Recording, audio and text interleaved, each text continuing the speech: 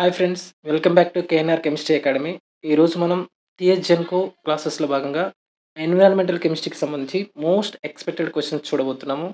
ఇంతవరకు ఈ ఛానల్ ఎవరైనా సబ్స్క్రైబ్ చేసుకోనట్లయితే ఛానల్ని సబ్స్క్రైబ్ చేసుకొని వీడియోని లైక్ చేసి సపోర్ట్ చేయండి. ఇంకా వీడియోలోకి వెళ్తే ఒక చిన్న అనౌన్స్మెంట్. కేఎన్ఆర్ కెమిస్ట్రీ అకాడమీ నుంచి జెన్కో కెమిస్ట్రీకి సంబంధించి మెటీరియల్ని ప్రొవైడ్ చేయడం జరుగుతుంది. మనకి ఎగ్జామ్లో 2 పార్ట్స్ ఉంటాయి. అందులో పార్ట్ ఏ 80 మార్క్స్ ఉంటుంది. 5 బుక్స్ ఉంటాయి. 80 మార్క్స్ కవర్ చేయడం జరుగుతుంది. పార్ట్ బి ఓన్లీ 1 బుక్ ఉంటుంది. 20 మార్క్స్ కవర్ చేయడం జరుగుతుంది. ఈ మెటీరియల్ ఎవరైనా అవైల్ చేసుకోవాలనుకుంటే స్క్రీన్‌పై కనిపిస్తున్న నంబర్‌కి కాల్ గానీ లేదా వాట్సాప్ గానీ చేయండి. ఇక ప్రిపరేషన్ స్ట్రాటజీ విషయానికొచ్చినట్లయితే ఇప్పుడు చాలామంది చాలా డైలమాలో ఉన్నారు. దాదాపుగా 3 టైమ్స్ ఎగ్జామ్ పోస్ట్‌పోన్ అయింది. దీంతో అభ్యర్థులందరూ కూడా డైలమాలోకెళ్ళిపోయి అసలు ప్రిపేర్ అవ్వాలా వద్దా అన్నటువంటి ఒక కాంట్రోవర్సీలో ఉండిపోయారు. సో, ఇక్కడ మనం ఎప్పటికప్పుడు ఎలాంటి సిట్యుయేషన్ వచ్చినా, ఎన్ని సార్లు పోస్ట్‌పోన్ అయినా ఎప్పటికప్పుడు మనని ఆ టైంని ఒక అడ్వాంటేజ్‌గా తీసుకొని మనల్ని మనం షార్పెన్ చేసుకుంటూ ఉండాలి. ఇప్పుడు మన కేఎన్ఆర్ కెమిస్ట్రీ అకాడమీ నుంచి ఒక ప్రిపరేషన్ స్ట్రాటజీని మనం ప్రొవైడ్ చేస్తున్నాం.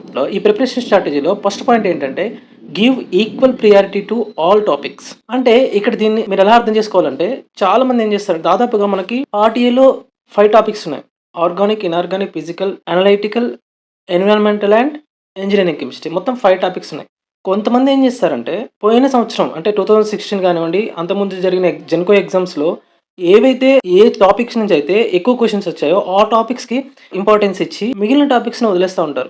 సో, ఇది అబ్సల్యూట్‌లీ రాంగ్ స్ట్రాటజీ అండి. అంటే ఏ ఇయర్‌లో ఎగ్జామ్‌కి సంబంధించి ఆ ఇయర్‌లోనే ఒక ప్రిపరేషన్ స్ట్రాటజీ ఉండాలి. అంటే నాకు తెలిసి ఒక సీరియస్ యాస్పిరెంట్ అనేవాడు సిలబస్‌లో ఇచ్చినటువంటి ప్రతి టాపిక్‌కి కూడా ఈక్వల్ ప్రిఫరెన్స్ ఇచ్చినప్పుడు మాత్రమే సక్సెస్ అవ్వడానికి అవకాశం ఉంటుంది. సో, నెక్స్ట్ పాయింట్ చూస్తే try to complete maximum syllabus. చాలామంది ఏం చేస్తారు, ఒక 50% సిలబస్ చదివితే సరిపోతది కదా!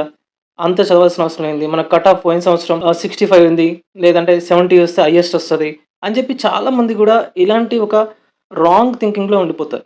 అయితే 2016 అనేది ఒక మొట్టమొదటి ఎగ్జామ్ జెన్కోకి. సో, అంతవరకు ఒక ప్యాటర్న్ కూడా ఎవరికీ తెలీదు. అంటే మెటీరియల్ కూడా పెద్దగా ఎక్కడ కూడా అవైలబిలిటీ లేదు. అందువల్ల పోయినసారి స్కోర్ అనేది చాలా తక్కువగా ఉండొచ్చు. అంటే ఒక్కొక్క స్కోర్ పైన చాలా తక్కువ మంది ఉండుండొచ్చు. అందుకే చాలా తక్కువ కట్ ఆఫ్‌తోనే అక్కడ ఎగ్జామ్‌ని క్రాక్ చేసి ఉండొచ్చు. కానీ మీరిప్పుడు ఆలోచించాల్సిందేంటంటే చాలామంది ఆస్పిరెంట్స్ అప్‌డేట్ అయ్యారు. ఎలా అంటే మార్కెట్‌లో నంబర్ ఆఫ్ మెటీరియల్స్ అవైలబుల్‌గా ఉన్నాయి. అదే విధంగా నంబర్ ఆఫ్ కోర్సెస్ కూడా జెన్కోకి సంబంధించి అవైలబుల్‌గా ఉన్నాయి.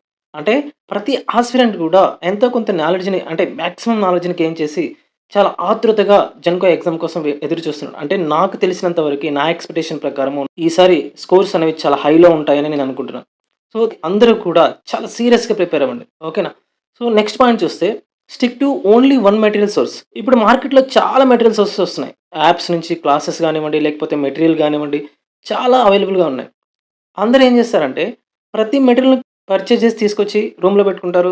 సో, ఒక్కొక్క రోజు ఒకటి తీసి, ఒక బుక్ తీసి, ఒక 4 పేజీలు చదవగానే బోర్ కొట్టగానే మళ్ళీ ఇంకొక మెటీరియల్ తీసి అలా చేస్తా ఉంటారు. దీనివల్ల ఏమైద్దంటే ఒక టైమ్ వేస్ట్ అవ్వడం తప్ప మనకు నాలెడ్జ్ అనేది గెయిన్ చేసుకోలేము. అంటే దానికోసం ఏం చేయాలంటే మనం కేవలం ఏదన్నా ఒక మెటీరియల్‌కి అది కేఎన్ఆర్ కెమిస్ట్రీ అకాడమీ కానివ్వండి, ఇంకొకటి కానివ్వండి దేన్నైనా ఒక్కదాన్ని మాత్రమే తీసుకొని మీ ప్రిపరేషన్ స్ట్రాటజీలో దాన్ని మాత్రమే నమ్ముకొని ముందుకెళ్ళండి.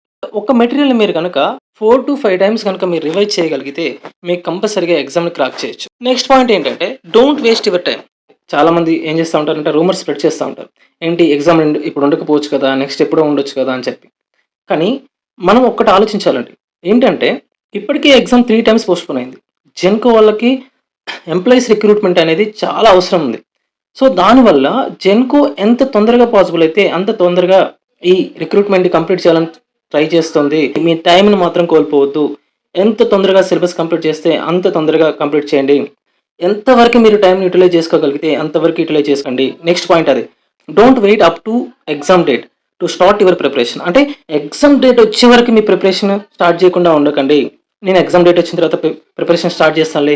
అప్పుడు నాకు టైం ఉంటది కదా! నేను ప్రిపేర్ అవుతాను కదా! అంటే చూడండి, మీకు ఎగ్జామ్ డేట్ వచ్చిన తర్వాత నాకు తెలిసినంత వరకి 20 డేస్ నుంచి 1 మంత్ వరకు మాత్రమే టైం ఉండొచ్చు. ఆ టైం మీ ప్రిపరేషన్ గాని లేదా రివిజన్‌కి కూడా సరిపోదు. మీ ప్రిపరేషన్ ఇప్పుడే స్టార్ట్ చేయండి.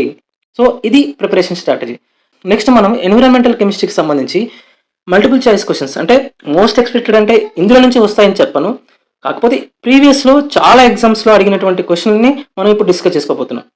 అందులో ఫస్ట్ క్వెషన్ కనుక మనం చూస్తే which of the following gases is primarily responsible for the green house effect. ఇక్కడ చూడండి ఆప్షన్స్ నైట్రోజన్ అసలు కానే కాదు. సో ఆప్షన్ బి ఆక్సిజన్ కూడా కాదు. Carbon dioxide, this is the correct option. Carbon dioxide is the correct option. So next question, acid rain is primarily caused by the emission of అంటున్నాడు. Options carbon monoxide, sulphur dioxide and nitrogen oxide, methane, volatile organic compounds. Correct options వస్తే option B sulphur dioxide and nitrogen oxides. Next question, third question, vitrification is mainly caused by an excess of options oxygen, nitrogen and phosphorus, carbon dioxide, sulfur dioxide. Correct option B nitrogen and phosphorus. Next question, the ozone layer depletion is primarily caused by the release of options carbon dioxide, sulfur dioxide, chlorofluorocarbons. Option D methane. Correct option C chlorofluorocarbons. Next question, point source pollution originates from options single identifiable sources, multiple dispersed sources, natural processes, non-human activities. Correct option A single identifiable sources.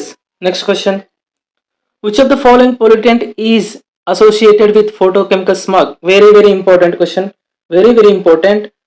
Options sulfur dioxide, nitrogen dioxide, carbon monoxide and particulate matter. Correct option B nitrogen dioxide. చాలా ఎగ్జామ్స్లో అడిగాడండి ఈ question. Which of the following pollutant is associated with photochemical smog? Nitrogen dioxide. Next question, bioaccumulation refers to the options dilution of pollutants in an ecosystem, accumulation of pollutants in the tissues of organisms, rapid breakdown of pollutants in the environment, dispersion of pollutants through air currents. Correct option B accumulation of pollutants in the tissues of organisms. Next question, the pH of water affects aquatic life primarily by options altering nutrient availability, modifying the color of the water, regulating atmospheric pressure, none of the above. Correct option A altering nutrient availability. Next question, which of the following is a major source of indoor air pollution? Options deforestation, volcanic eruption, tobacco smoke, ozone depletion. Correct option C tobacco smoke. Next question, thermal pollution refers to the options release of heat into bodies of water, increase in the Earth's average temperature, accumulation of toxic chemicals in soil, contamination of air by heat producing industries. Correct option A release of heat into bodies of water. Next question, which of the following is a non-biodegradable waste? Options paper, vegetable peels, plastic bottles, fallen leaves. Correct option C plastic bottles. Next question, the Montreal Protocol is aimed at options reducing greenhouse gas emissions, prevention acid rain, phasing out ozone depletion substances, protecting wetlands. Correct option phasing out ozone depletion substances. Next question, photoremediation involves the use of options chemicals to treat contaminated soil, microorganisms to degrade pollutants, plants to remove or degrade pollutants, animals to consume pollutants. Correct option C plants to remove or degrade pollutants. Next question, noise pollution primarily affects options aquatic ecosystem, soil fertility, human health and wildlife, atmospheric composition. Correct option C human health and wildlife. Next question, the main component of particulate matter in the atmosphere include options carbon dioxide and methane, sulfur dioxide and nitrogen oxide, dust, pollen and soot, ozone and hydrocarbon. Correct option C dust, pollen and soot.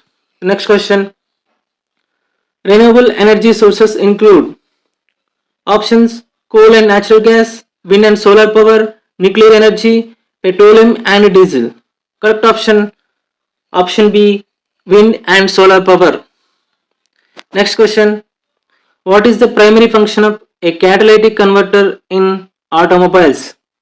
Options: reduce noise pollution, improve fuel efficiency, remove nitrogen oxide and carbon monoxide from exhaust gases, increase engine power. Correct option C, remove nitrogen oxides and carbon monoxide from exhaust gases. Next question: which of the following pollutants is associated with acid mine drainage? Options: carbon dioxide, sulfur dioxide, heavy metals, chlorofluorocarbons. Correct option C, heavy metals.